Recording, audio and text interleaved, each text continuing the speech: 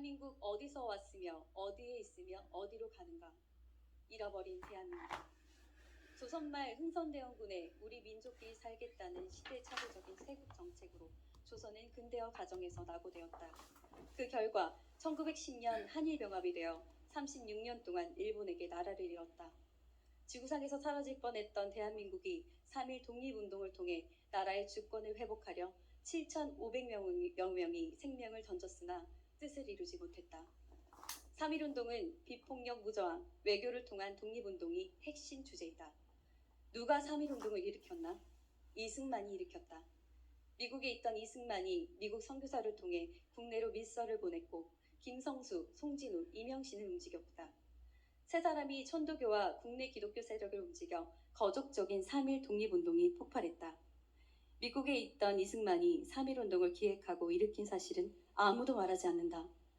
비폭력 무저항, 외교 독립운동이 일제의 탄압으로 실패하자 소련과 손잡고 무장투쟁으로 일제를 타도하고 독립을 쟁취하자는 세력이 생겨났다. 그래서 3.1운동은 사회주의, 공산주의의 어머니 소리 듣는다. 3.1운동 실패로 국민들이 절망하고 있을 때 소련은 볼세비키 혁명 세력과 김만경 등을 이용하여 박원영과 상해 임시정부 요원들에게 공산혁명을 전수하고 1925년 4월 17일 조선공산당을 창당하여 공산혁명을 시도했다. 그의 신의주 사건으로 조선공산당 대표인 박원영 이하 66명이 구속되고 37명이 수배를 받았으나 그 세력은 급속히 확대되었다. 무장투쟁 세력이 만주에서 국내에서 항일 무장투쟁을 했다고 해서 이 나라가 독립되었나? 아니다. 1910년 한일병합 이후 열강 세력이 한국의 독립을 약속한 최초의 선언이 있다. 바로 1943년 12월의 카이로 선언이다. 전 세계 수많은 식민지 국가 중에 오직 한 나라, 한국을 콕 집어 적당한 시기에 조선을 자유롭게 독립시킬 것을 결정한다고 선언했다. 2차 세계대전의 연합국은 일본을 패망시키고 카이로 선언의 약속에 의해 한국을 독립시켜 주었다. 누가 이 위대한 선언을 이끌어냈나? 지금까지는 김구 주석이 장개석 총통을 설득했고 장개석 총통이 카이로에서 한국 독립을 제안해 카이로 선언에 나왔다고 알려졌다. 최근 연구 결과는 그게 아니었다. 이승만이 루스벨트 대통령에게 세 차례나 편지를 써 한국 독립을 청원했고 이승만을 돕는 미국의 후원자들, 예를 들면 미국 상원의 원목을 맡은 해리스 목사 같은 분이 루스벨트 대통령의 특보인 해리 호킨스를 움직여 카이로 선언을 직접 작성하도록 했다. 국사편찬위원장을 지낸 유영익 교수는 카이로 선언 탄생의 가장 큰 한국인 공로자는 이승만이라고 자신있게 말한다. 일본의 식민 통치로 대한민국이라는 나라는 물론 말과 이름, 심지어 성까지도 빼앗겨 사라질 지경에 이르렀을 때 미국이 1945년 8월 6일 히로시마 나가시카에 원자탄을 투하하여 기적같은 해방을 막게 되었다. 연합국은 카이로 선언의 약속을 이행하여 대한민국을 독립시켜 주었다. 대한민국 건국. 해방 이후 무정부 상태에 빠진 한반도는 어떤 정치체제를 선택하느냐를 놓고 미국과 소련, 민족 지도자들 사이에서 심각한 논쟁이 발생했다. 그 당시 이승만은 미국에 있었고 김구는 상해에 있었다. 그들이 귀국하기까지 2달 이상의 시간이 소요되었고 미국은 오키나와에 주둔하고 있었다. 이 틈을 타서 전남광주 벽돌공장의 위장 취업부로 숨어있던 공산주의자 박원영은 이승만과 김구의 이름을 도용하여 1945년 9월 6일 전국에 147개 인민위원회를 조직, 조선인민공화국을 선포했다. 무정부 상태에서 정부 행세를 한 것이다. 해방 공간에서 좌익 세력이 판을 친 것은 공산주의자 여운형이 조선 총독부로부터 통치권을 인수받았기 때문이다. 조선 총독부는 우익인 송진우에게 통치권을 넘겨주려 했다. 우익 진영은 중국에 임시정부가 있었기 때문에 임시정부가 인수의 주체가 되어야 한다고 생각했다. 또한 조선 총독부로부터 통치권을 인수하면 후에 독립국가가 수립했을 때 그 법통이 조선 총독부가 된다. 이건 용납할 수 없는 행위가 되기 때문에 우익 진영은 총독부로부터 통치권을 인수를 거부했다. 반면 공산주의자들은 쌍수를 들어 통치권을 인수받았다.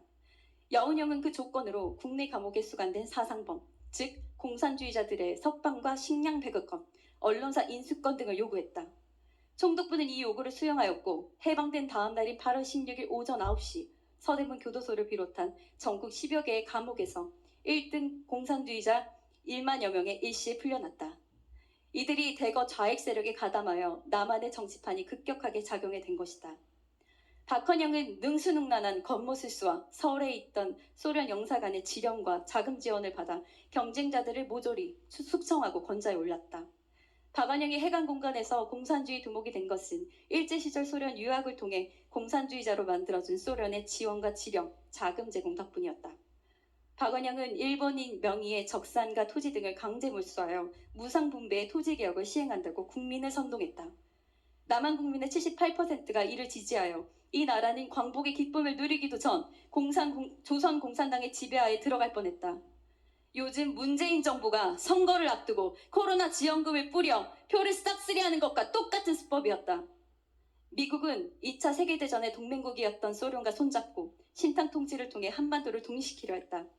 좌우합작을 시도한 것인데 좌우합작의 종착역은 공산화라는 사실을 꿰뚫어본 지도자는 전 세계에서 이승만 한 사람뿐이었다. 좌우합작을 한다고 치자.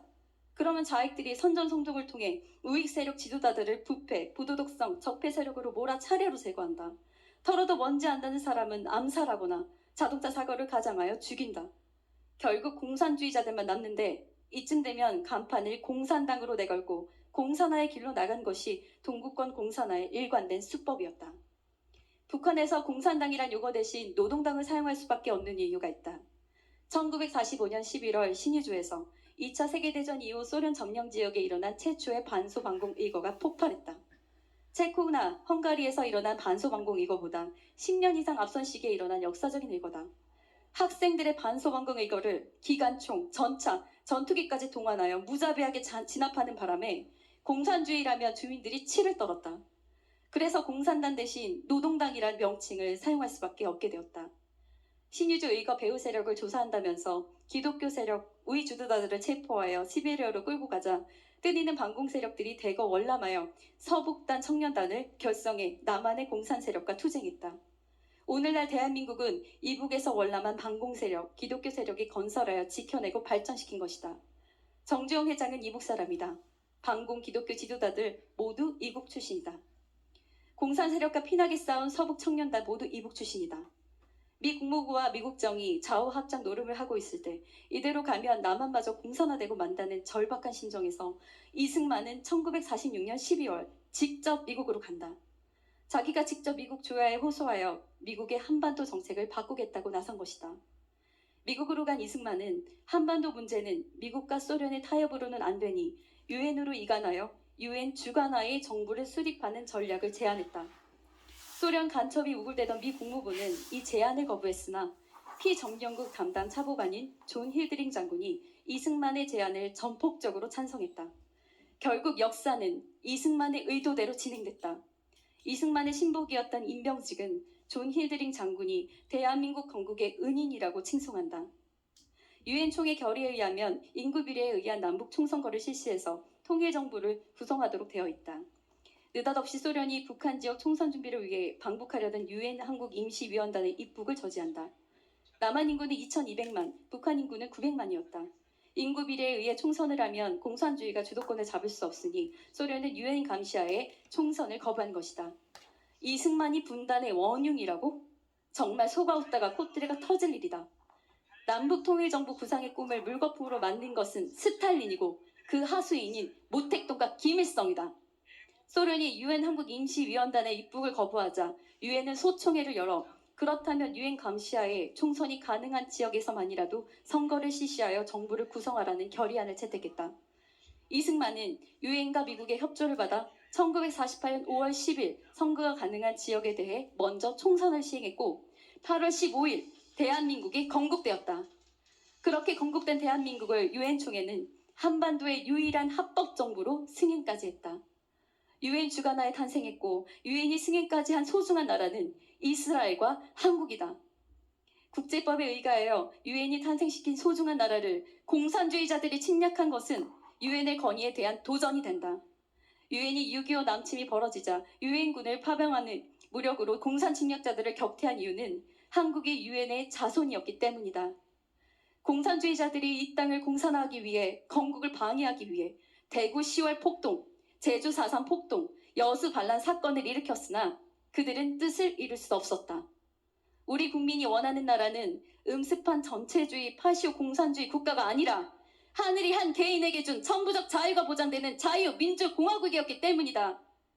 이승만 대통령은 민족이라는 혼돈된 이념에 빠져있던 상해 김구 세력과 수단 방법 가리지 않고 이 나라를 공산화하려고 발버둥친 박원영의 공산주의자들, 한민당의 대표인 김성수 세력과 좌우합작을 주장한 미소공동위원회를 제압하고 건국을 이루었다.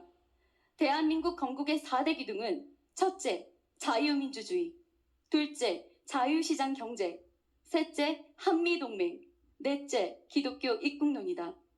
그 위대한 틀 위에서 4.19와 박정희 대통령의 조국 군대와 그리고 새마을운동을 거쳐 전쟁으로 폐허된 대한민국을 재건하여 민주화의 기틀을 다졌고 세계 10위권의 경제력을 보유한 자랑스러운 대한민국을 우리가 누리게 되었다. 김일성은 소련과 중국을 등에 업고 유엔의 결의와 온 민족의 염원을 무시한 채 1948년 8월 25일 흑백관 선거를 통해 조선민주주의 인민공화국을 수립했다. 그들의 기둥은 첫째, 공산주의, 둘째, 사회주의 통제경제, 셋째, 소련 중공과의 동맹, 넷째, 주체 사상을 바탕으로 한 주체 조선 김씨 왕조다. 대한민국이 근대화된 자유민주공화국의 탄생이라면 북한은 3대째 왕위를 세습하고 있는 김씨 조선 왕조, 그 이상도 이하도 아니다. 개명천지의 왕조라는 이름이 창피하니까 백두혈통이라는 황당무계한 시족사회 용어를 동원한 것이다. 양반의 자리에 노동당이 들어앉아 당 간부들이 조선의 양반처럼 백성들의 고열을 빨아먹는 착취경제가 북한의 참 모습이다.